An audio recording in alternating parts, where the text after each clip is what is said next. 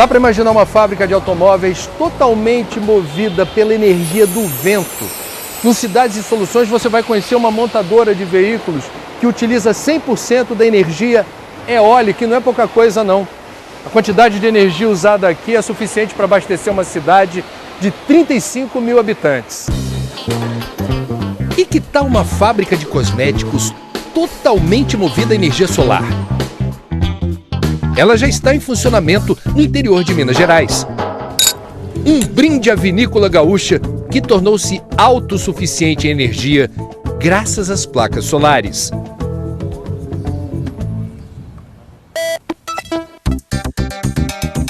O que você vai ver agora só existe no Brasil. Esta é a usina eólica de Xangri-Lá. Fica a 120 quilômetros de Porto Alegre, no Rio Grande do Sul.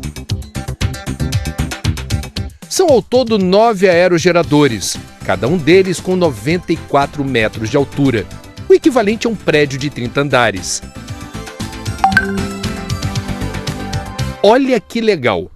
Toda a energia que sai do sul abastece uma montadora de veículos em Sumaré, a 115 quilômetros de São Paulo. Todas as máquinas, equipamentos, todos os robôs, todas as luminárias, tudo que demanda energia elétrica para funcionar nessa montadora de veículos em Sumaré, São Paulo, tem origem naqueles parques eólicos de Xangri-Lá, no Rio Grande do Sul.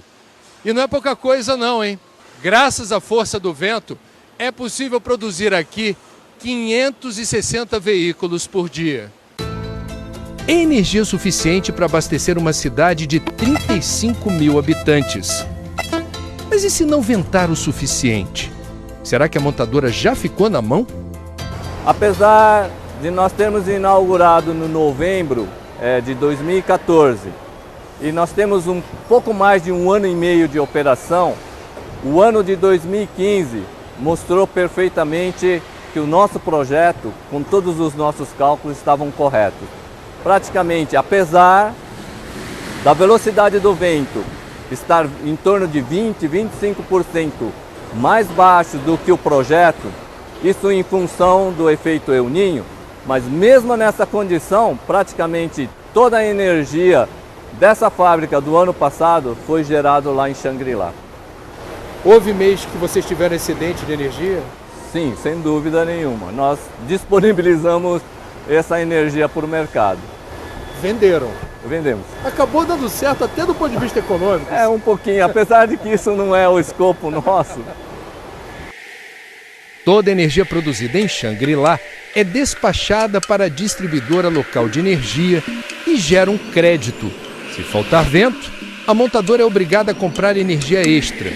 Se sobrar, ela pode até vender o excedente. Como o sistema elétrico brasileiro é interligado, esse crédito é usado todos os dias pela montadora em São Paulo para tocar a produção. No balanço até agora, como é que ficou o crédito e o débito? Como é que essa conta fecha? Apesar do vento ser um pouquinho mais fraco do que o nosso projeto, como eu mencionei, em função do efeito El Niño, mesmo assim eu estou um pouquinho positivo em relação ao consumo. A montadora investiu 107 milhões de reais na força do vento. A estimativa é ter o retorno do investimento em pouco mais de 7 anos. Foi uma boa surpresa. Muito, eu estou super contente, não somente por estar abastecendo essa fábrica em toda a necessidade de energia através do nosso parque, mas pelo fato do nosso projeto, os cálculos que nós fizemos, todo o planejamento que nós fizemos estavam corretos. Isso me deixou muito satisfeito e eu sinto bastante orgulho de ver esses carros saindo aqui através do consumo de energia eólica. O interessante é que a fábrica do Brasil surpreendeu a multinacional japonesa. A orientação é que todas as unidades espalhadas pelo mundo reduzam em 30% as emissões de gases estufa até 2020. Por aqui a solução encontrada foi o vento, e deu certo. Graças ao parque eólico de Xangri-Lá, será possível reduzir 2.200 toneladas de CO2 por ano. Pelo visto, os nossos japoneses são mesmo melhores que os outros.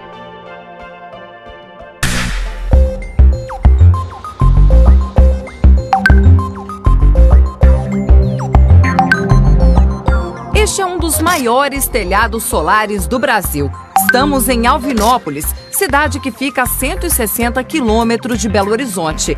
As placas foram instaladas em parte dos 45 mil metros quadrados de área construída desta fábrica de cosméticos.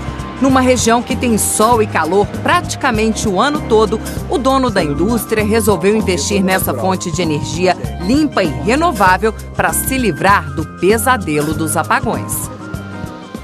Em 2014 teve aquela probabilidade de falta de energia e a gente começou então a pensar forte em produzir a própria energia e por que não, né, produzir uma energia limpa. Então foi aí que a gente resolveu partir para o sistema fotovoltaico, porque caso houvesse um racionamento da concessionária para o racionamento de energia, a gente teria garantia daquilo que pelo menos daquela que a gente vai produzir. O empresário embarcou na ideia, fez contas, botou tudo na ponta do lápis. O consumo médio mensal da fábrica é de 67 mil quilowatts. Para suprir essa demanda, foram instalados 2.159 módulos fotovoltaicos, cada um com capacidade de gerar 265 watts por hora. Portanto, ao todo, 68.640 quilowatts por mês. Essa quantidade daria, por exemplo, para abastecer 500 casas. O investimento não foi barato, não. 3 milhões de reais para tornar a indústria autossuficiente em energia elétrica. É a maior usina para abastecimento próprio desse tipo no país, segundo a Agência Nacional de Energia Elétrica. A gente está querendo livrar de uma conta, né, que deve cair aí em 40 mil reais mensais, que seria a economia de energia. A gente acredita que no máximo em 10 anos ele vai ser pago, sabe? Então se pagar em 10 anos já está ótimo, porque o benefício que isso vai trazer de trabalhar com energia limpa já é um grande ganho para uma empresa. E 10 anos, e a gente vai ter esse sistema funcionando bem, com quase 100%, até os 20 anos. E ele produz energia até os 30 anos. Aí, à medida que ele for desgastando, a gente pode ir trocando módulos de placas, que são placas separadas, a gente pode trocar umas 10 placas e cobrir aquilo que está produzindo a menos e vai trocando gradativamente, fazendo uma manutenção muito mais barata, que você não precisa colocar mais inversores, não precisa colocar mais transformadores, né? O banco de inversores e transformadores já está pronto. É só mesmo trocar as placas. A usina começou a ser instalada em abril. Funciona assim: as placas formadas por células de silício conseguem gerar e conduzir corrente elétrica a partir da luz solar.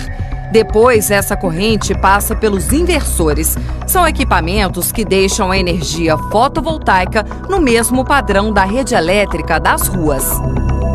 Ela é produzida em corrente contínua. Dali ela se dirige aos inversores e é transformada em corrente alternada. Essa corrente alternada passa por um medidor bidirecional que mede o que estamos produzindo e o que estamos mandando ou recebendo da distribuidora. É um sistema inteligente que, quando estamos produzindo, ela abastece o nosso consumo e a sobra vai para a CEMIG. Se estiver produzindo menos que estamos consumindo, vem da CEMIG para a gente, e aí é debitado. Ou é creditado ou debitado. O que a gente produz a mais durante o dia e vai se somando durante o mês, ela é creditada para o mês subsequente e esse crédito pode ficar até 3 anos para que a gente possa consumi-lo. O empresário queria instalar sistemas móveis que acompanhassem a posição do sol, mas eles são muito caros. Aí o Lindouro resolveu produzir aqui mesmo estes suportes para fazer as placas girarem. Como é que eles funcionam?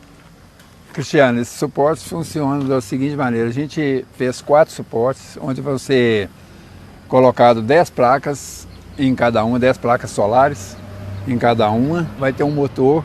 A gente já fez o teste com o motor de portão eletrônico, que vai girar esses 4 suportes. A cada 15 minutos, assim, mais ou menos, ele dá um movimento. E quando chega ao meio-dia, ele vai estar nessa posição, sempre acompanhando, até chegar agora à tarde, como ali você está vendo, o poente. Então, com isso, a gente espera aproveitar essa geração de energia em torno de 25% a 30% a mais no total do sistema. A energia gerada vai abastecer toda a fábrica a partir de agosto, quando a usina deve estar em pleno funcionamento. O consumo maior é na área de produção, onde máquinas ficam ligadas o dia todo.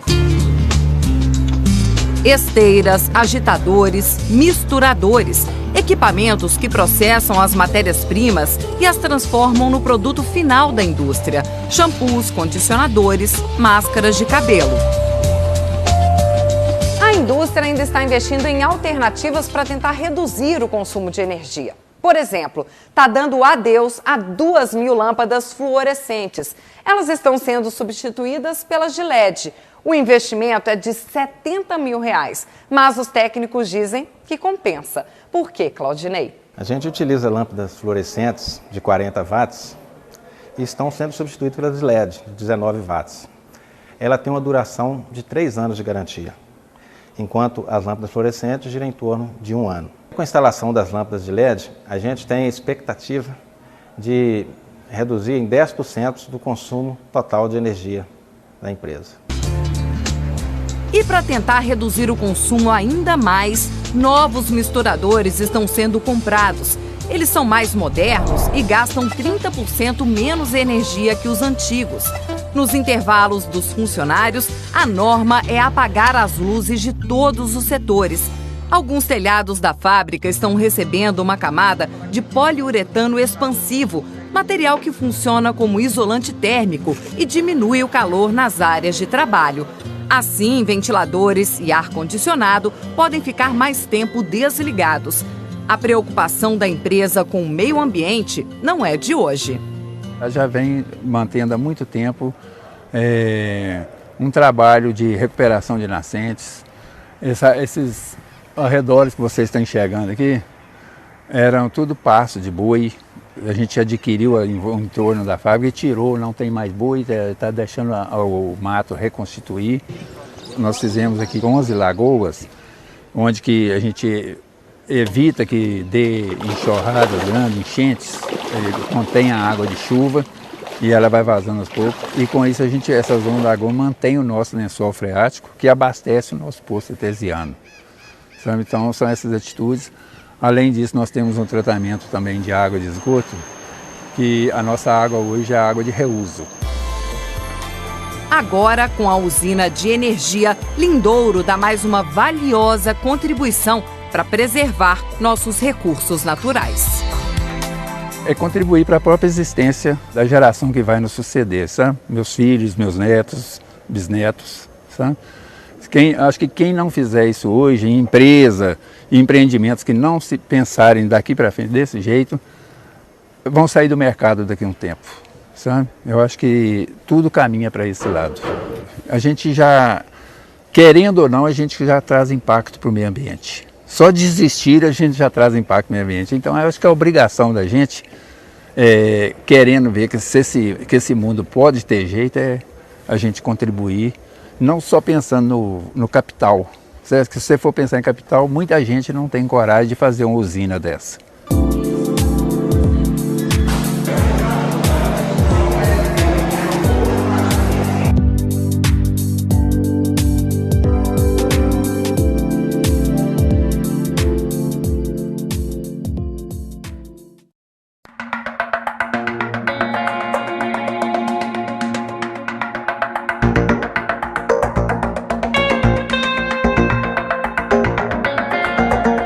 Bem aqui, neste canto do Rio Grande, A 456 quilômetros de Porto Alegre, o sol esquenta o dia em contraste com as noites geladas. Essa amplitude térmica, aliada a uma condição de solo muito particular, tem proporcionado uma produção toda especial de vinhos finos. Os parreirais e as cantinas se espalharam pela região. Chegamos em Dom Pedrito, na região da Campanha do Rio Grande do Sul. A fazenda que nós vamos conhecer agora lida com pecuária, agricultura e a produção de vinhos finos. A vinícola é autossuficiente em produção de energia elétrica.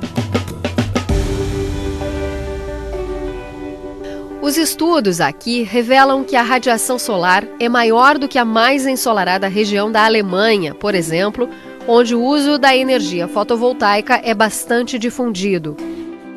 E o sol, que dá cor e sabor às uvas viníferas da fazenda, agora também abastece de energia a indústria responsável pela transformação da fruta em vinho.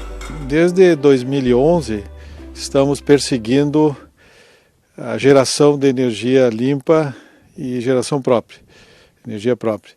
Tentamos inicialmente pesquisar o vento aqui no local e a conclusão foi que o vento é médio e que precisaríamos de um investimento muito grande, um investimento que em 20 anos não se pagaria em termos de geração de energia e economia de dinheiro. Aí partimos para um estudo, um plano piloto, com 18 painéis solares. As informações que nós tiramos desse estudo de 2 anos e meio resulta num projeto de 600 painéis, a um custo total de R$1,5 milhão de reais. E esperamos um retorno, está projetado, sem subir a energia, de 8 anos. Para se ter uma ideia do que a vinícola consome de energia, fizemos um cálculo. Nos meses de pico, são necessários 20 mil quilowatts mês para manter tudo funcionando. Comparando com o consumo de energia de uma família de 4 pessoas, um gasto médio mensal de 300 quilowatts seria como abastecer 60 casas por 30 dias. Esta é a capacidade média do parque solar instalado aqui e que ainda tem outra função. Parte dele serve de estacionamento para os turistas. E o melhor de tudo é que desde 2012 o microprodutor independente de energia não precisa mais armazenar esta produção graças à Resolução Normativa 482 da Agência Nacional de Energia Elétrica, a ANEEL. Toda a energia que gera, ela é injetada diretamente na unidade, na vinícola, né? E o excedente dessa energia é injetado na rede da concessionária, a título de empréstimo, né, que gera créditos para serem utilizados em outros períodos, né, de maior pico, ou à noite, por exemplo, nós não temos geração de eletricidade solar, então à noite ele recebe a energia que ele injetou.